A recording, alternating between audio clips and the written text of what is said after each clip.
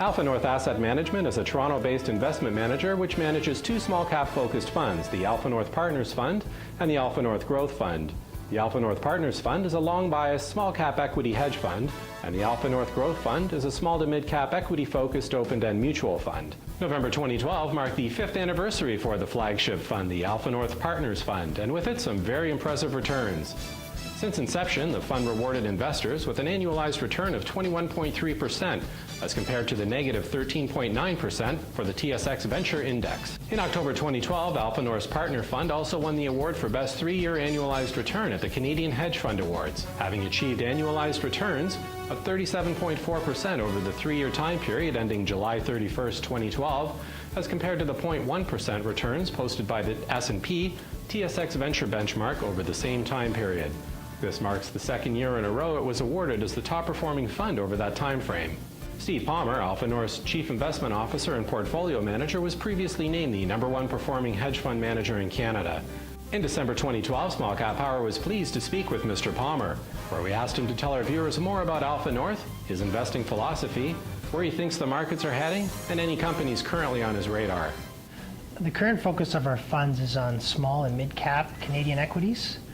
So we have two main funds, the AlphaNorth Partners Fund, which is a long-biased small-cap hedge fund that focuses on micro and small-cap companies.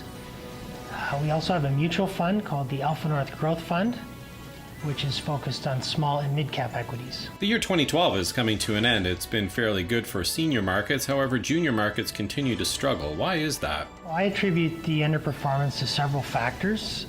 First, investor sentiment has been quite negative, and that's weighing on small-cap equities. Also, concern over China and growth rates there, and the demand for resources. The Canadian market is heavily weighted towards resource equities. So the concern that there's less demand going forward has caused share prices to go down. So how do you see the current investor concerns playing out over the next year? Well, there's always problems in the world. There was the U.S. financial crisis in 2008. It's mainly U.S. housing has caused that problem, but that situation was contained. The European financial crisis, it's been our view since the start of the year that situation will be contained. We're not naive to think that it's just you can fix a situation like that overnight. The current big concern for investors is the fiscal cliff in the U.S. And I guess we need a resolution to that within the next month. So once that is out of the way, I'm not sure what will be next, but I think that there's kind of a lack of new things to worry about, so hopefully we can get some improved sentiment in the next couple quarters. So what is your outlook over the next year for equities markets? We are quite bullish for small cap equities. We've been bullish since the fall of last year when markets hit a bottom in October. And since that time, the broader markets, the S&P and the TSX, have performed quite well. The total return on the TSX has been about 13%, and the S&P is up 35% since that time. We think that the small cap companies will follow, but investors have gravitated more towards the large cap equities first. What indicators do you watch to get a sense of markets' directions, and what are they telling you currently? We use technical analysis.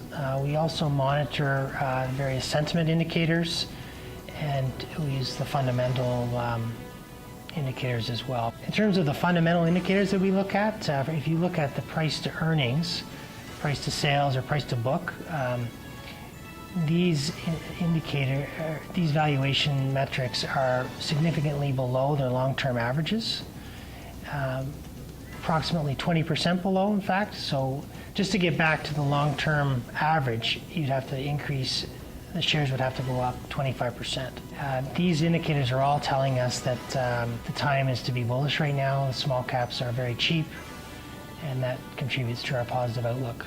So do you think junior stocks will see good days again?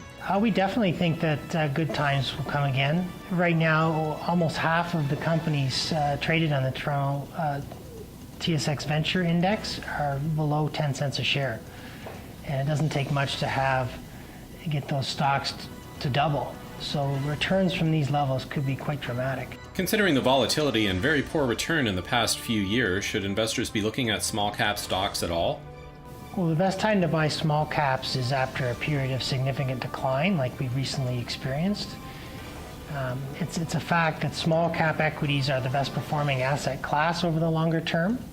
So it'd be prudent to have an allocation in your portfolio to that asset class. So how should investors go about investing in the small cap space?